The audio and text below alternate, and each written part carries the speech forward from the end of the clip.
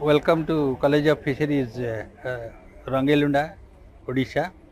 आम ये जो कृषि प्रदर्शनी होची OUAT रे सेठी आसचु आमर जो फिशरीज एक्टिविटी स्टेट रे अच्छी एवं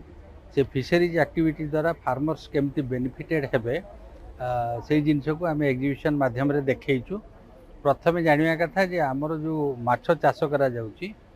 ता भितर रहिला रोही भाकुर मिरकाली ग्रास कार्प सिल्वर कार्प कमन कार्प आमुर कार्प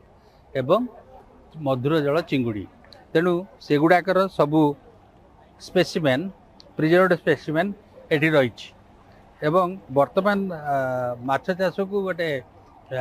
अति गुरुत्व दिया जाउची एवं यार नेशनल टर्नओवर बा जीडीपी वर्तमान मोर देन 10.37%। तेणु चाषींकर आय को दुगुणित करने जो स्लोगान दि जाइए से जदि आम माछ चाष को छाड़ी दौचे बा पशुपालन को छाड़ी दौचे ता यह संभव नुह। तेणु कृषि सहित आनुषंगिक पंथा अवलंबन करिया पड़ो जमती कि माछ चाष है बा कुकुड़ा चाष है कि बतक चाष है आपको इंटीग्रेट कले ही जड़े चाषीर आय द्विगुणित हो पार। तेणु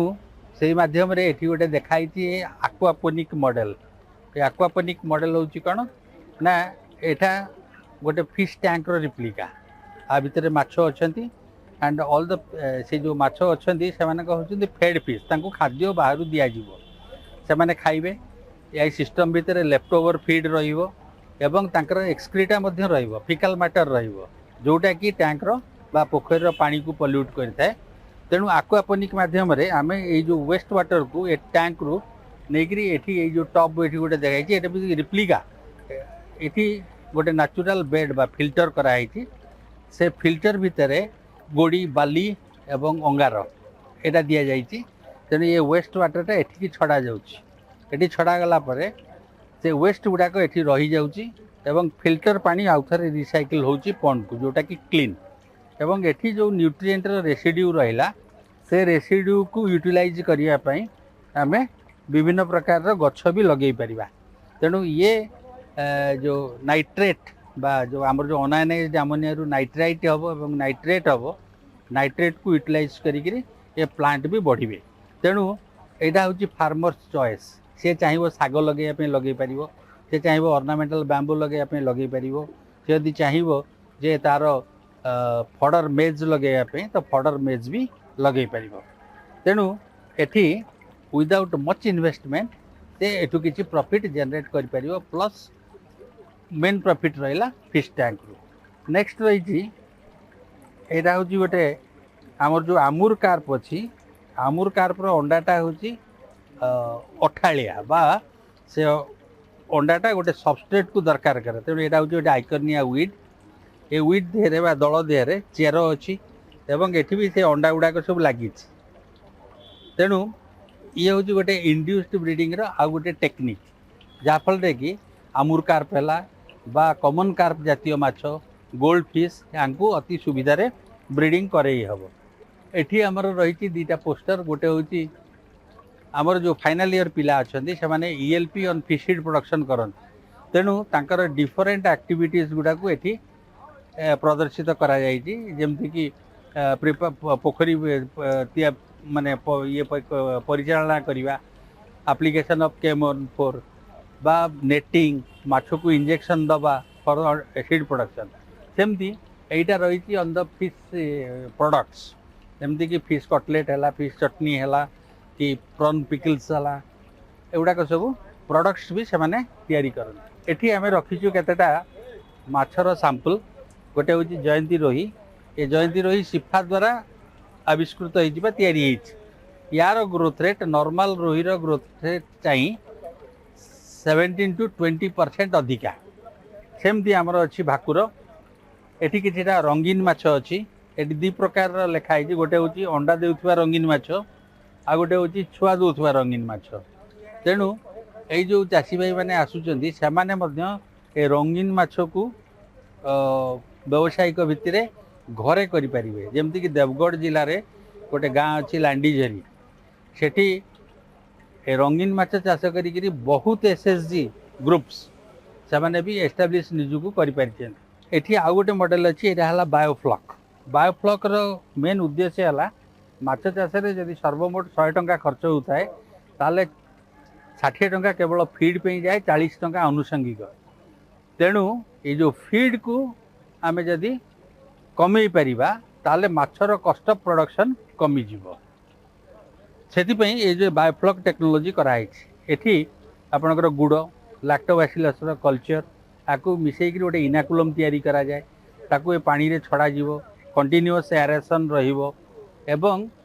2-3 दिन गला पर से फ्लॉक फॉर्मेशन करिवो जोटा कि जो नेचुरल फूड बा माछर प्राकृतिक खाद्यर समष्टि तेणु आकु कहुच्छी जैव पुंज मध्यम माछ चाष आउ केते गुड़ाक जिनस अच्छी फिश प्रोडक्ट्स अच्छी फिश बाई प्रोडक्ट्स अच्छी जमती कि फिश बाई प्रोडक्ट्स गोटे है शार्क लेदर यहाँ शार्क माछर चमड़ा एथुर बहुत लेदर आइटम जमती कि वैनिटी बैग है शूज है एगुड़ाक या बाई प्रोडक्ट सेमती गोटे अच्छी शार्क फिन रेज एगुड़ाक सब शार्क रो जो फिन अच्छी dorsal fin pelvic fin caudal fin ये फिन को सब काटिदेला या भितर ये जो शार्क फिन रेज एक्सट्रैक्ट करा जाए this is a delicacy in China आउ एटा केवल सूप प्रिपरेशन रे व्यवहार करा जाए एटा भी फिश रो बाई प्रोडक्ट आ गोटे अच्छी फिश मिल कौन ना केतेटा फैटी फिश अच्छी लीन फिश अच्छी तेणु फैटी फिश रु ऑयल एक्सट्रैक्ट करदेला तार वेस्ट को ड्राई करा जाए एवं ताको पल्वराइज करदेला this becomes ingredient for cattle for poultry as well as for fish feed and the protein content varies from 47 to 50%. आ गोटे अच्छी काइटिन यहाँ हूँ चिंगुड़ी जातीय जितक क्रस्टेशियंस अच्छा खोलू प्रथम तैयारी करा जाए काइटिन रु तैयारी करा जाए chitosan it is having maximum use in pharmaceutical industries ये गोटे हूँ फिश प्रोटीन कॉन्सेंट्रेट जमती कि आमे फिश प्रोटीन कॉन्सेंट्रेट भी माछर तैयारी हुए आधार प्रोटीन कंटेंट बहुत अधिका यहाँ नॉर्मली आमर साधारण खाद्य मिसेले आम एनिमल प्रोटीन पाइपर यहाँ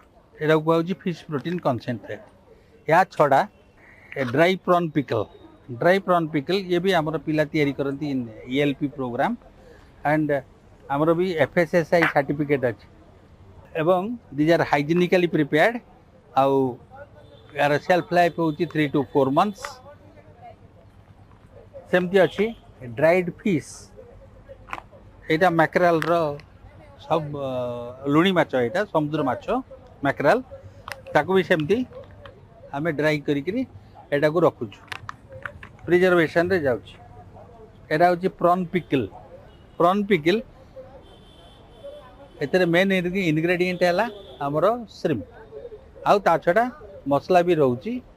गाजर रोची अन्य जिनस मिसिक पिकिल तैयारी कराऊँगी ए पिकिल भी FSSAI सर्टिफाइड एठी जोटा आम रखीचु एगुड़ाक हूँ these are the feed ingredients तेणु चाषी प्रथम खाया दौले राइस ब्रान ऑयल केक तापर आसला GNOC दिया ग्राउंडनट ऑयल केक दिया डी ऑयल राइस ब्रान दिया de oil rice bran protein percent 10 to 11% रोची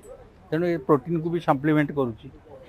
आसला these are the protein feeds different millimetre size रो प्रोटीन फीड तैयारी करा जाए यार बेटर एफिशिएंसी अच्छी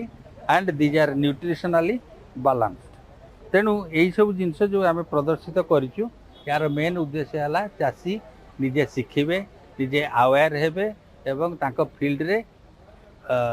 एटा को उपयोग करिवे ताहले से माने स्वावलंबी हो पारे। धन्यवाद।